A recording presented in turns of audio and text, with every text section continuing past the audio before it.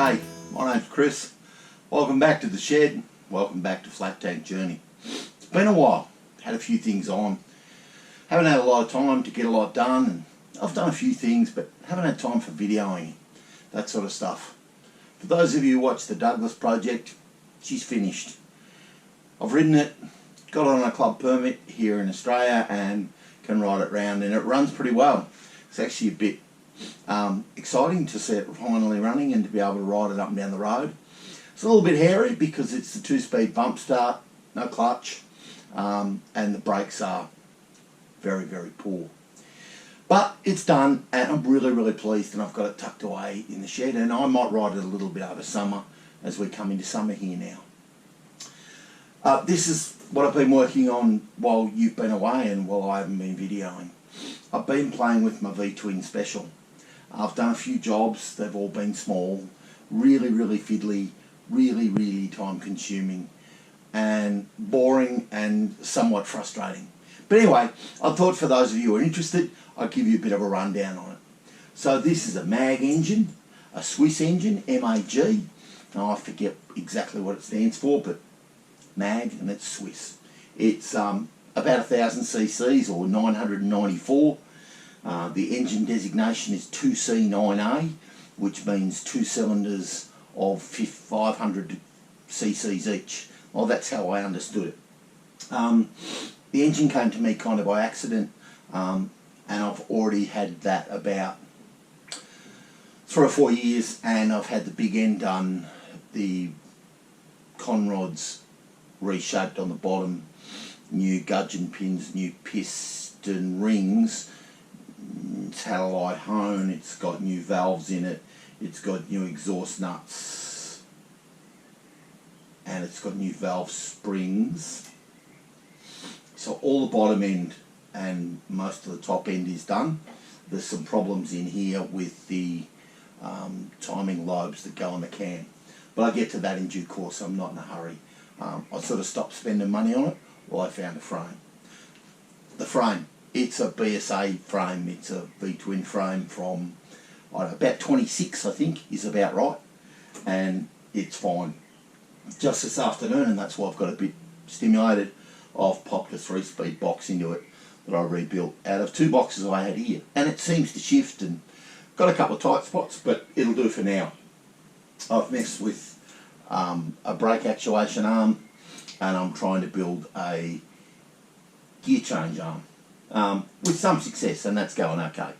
So I think what I'll do is I'll bring it in, I'll have a walk around the bike, you can have a look, and for those of you like, you can comment, and for those of you who don't like, well, you can comment too, but it won't really affect me one little bit.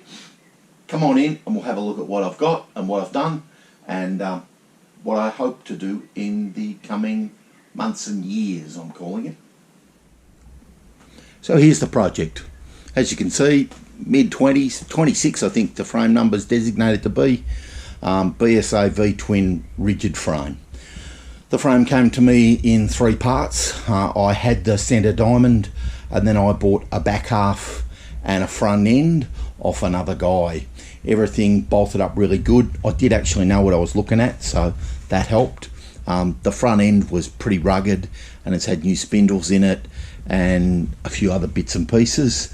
I bought an aftermarket spring that seems to fit really well, and all of that was good. The wheels are a bit odd. Not everybody's cup of tea, I get it. The front is a late model Indian Royal Enfield wheel because I really wanted brakes. It wouldn't have had brakes, but that's not what I wanted to do, so that's what I bought. And the rear wheel is, I believe it's a Triumph rear wheel. I couldn't find a BSA wheel with the left side sprocket and right side drum brake, so I found a Triumph one, and it's in quite good condition, and that fitted in relatively simply. The bearings were a bit like hen's teeth, and I had to pay very heavily for them, but I put new bearings in, built a new axle, built dropout spaces for the frame, and messed around with the spacing and got a BSA brake plate to fit, and made an arm and an actuator, and that actually works quite well. It'll need new brake material put onto the shoes before it's usable, but it's come up pretty well. Now, the main bits that are really different, obviously the seat. Now, that's a bicycle seat that I bought online and I bought really cheap. I don't actually like it. It's just a little bit small for the application. I'm warming to it, but I'd rather something similar but slightly bigger, especially longer, that came slightly further forward. It's actually quite comfortable to sit on and isn't too bad. Now, the big bit of the bike that everybody notices, the copper petrol tanks. This is a design I really made up out of my head, and that's how I wanted it to look. So there's a pair of them. In my mind, one's fuel and one's oil. I made them out of copper downpipe from a plumbing supply store. I bought them, cut them to length, bought caps, got the caps fitting right, bought Filanex from the United States, cut the holes, made bungs for the bottoms and cut the holes. The bungs are down here. And then I got a friend to silver solder them all together. I could not get enough heat into them. He's an experienced and qualified welder, and so he did that for me.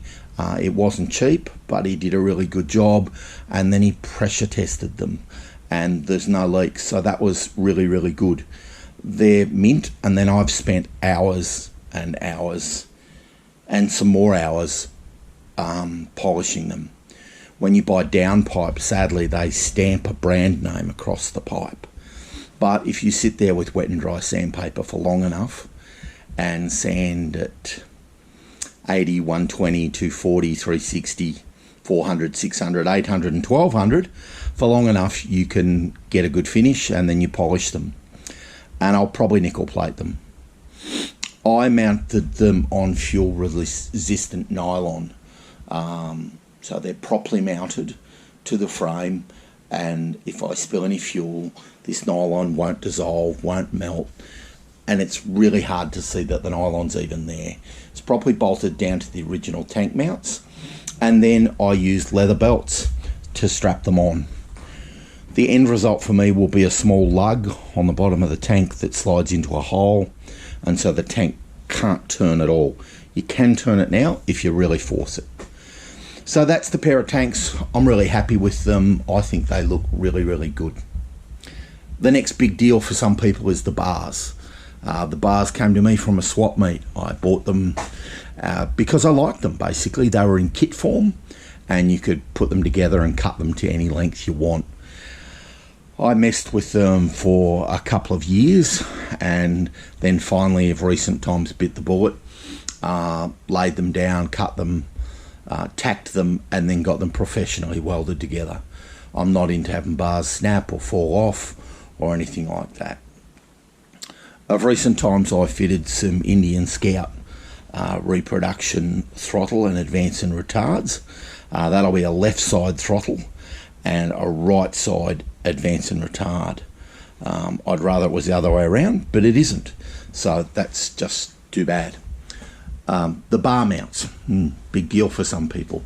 They were what I had.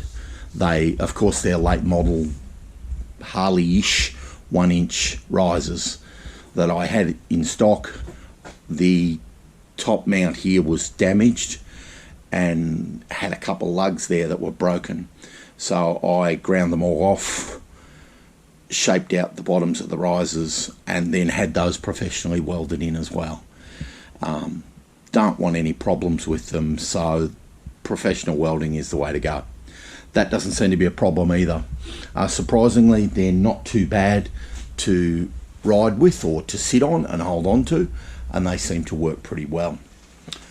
The footrests came to me off just an eBay purchase, were described as BSA, Triumph, Brough and Enfield, and all they really are is rigid footrests with a pin on the back that go into the frame, or rather the engine mount, and pin in and go right through.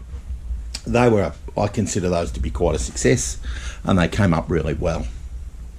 As for the engine mounts, obviously a V-twin BSA motor is different from the mag. I modelled these engine mounts off a pair of BSA ones I had, hence the gearbox slides neatly into where it should, and it looks as though it's all meant to be there, and that was the ultimate game for me. Their 1/4-inch plate, I had them water jetted out, they all fitted perfectly. I was really stoked when the water jet cutter guy did that for me. Absolutely minted and spurred me on to do the bike a bit more. I think probably the craziest thing I've attempted was to fit a centre stand.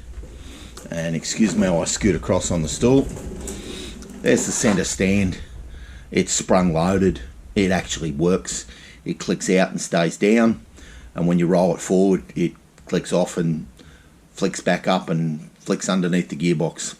It's actually a centre stand off an FJ1100, an 84 model or 85 model, that I cut bits off and cut into shape and then just mounted it off where the brake lever is and built a stop pin for it to stop against. Not sure whether you can see that, but it left everything really clean.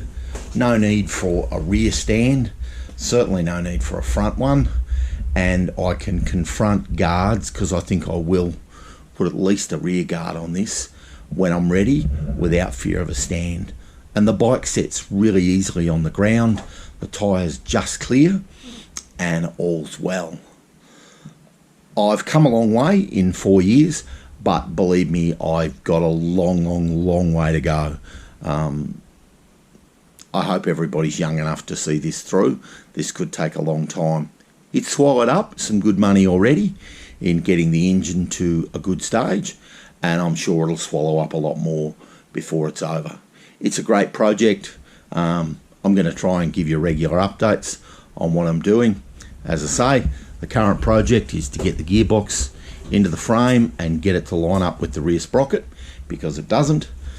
And I suppose this has been my latest project, to make a gear change rod, and that, for those who are interested, is made out of some stainless fittings from an outdoor balustrade, so I can have adjustment of the rods on left and right threads, and nice little clevis pins down the bottom that again are left and right hand threaded, that allow you to adjust the whole thing when it's taut. Had a ball making it. Needs to be bent in a couple of places to get it to line up with the gearbox, but the gearbox has just gone in this afternoon. Well, there it is. That's what I've been up to. The Douglas got finished. The Special's got worked on. And I've also got an FJ1100 that I've been trying to fix the clutch on. To no avail. It eludes me. I've had a lot going on in my business life, working, and a lot in my private life, with my son moving overseas to fulfil his dream of being a professional performer. So congratulations, Ryan, you've made it, mate. Other congratulations to the Esky man and Heather, who got married yesterday. I know the Esky man and Heather enjoy watching, so congratulations to the two of you. It was a great day. Enjoy it. That's the bike, that's the Special. Specials aren't everybody's thing, I appreciate it. I didn't butcher anything to get to this point. The motor came to me by accident, had no frame, not even sure what it came out of. The frame, well, it came to me in 3 or 4 bits too, and it's got up onto wheels finally. I hope it runs eventually, but it's a long project, and for me it's about art. It's about a vision I have to see something the way I want to see it. For those that enjoy, yeah, come along for the ride, and if you don't enjoy, there's a lot of other stuff to watch. Cheers. You have a great weekend.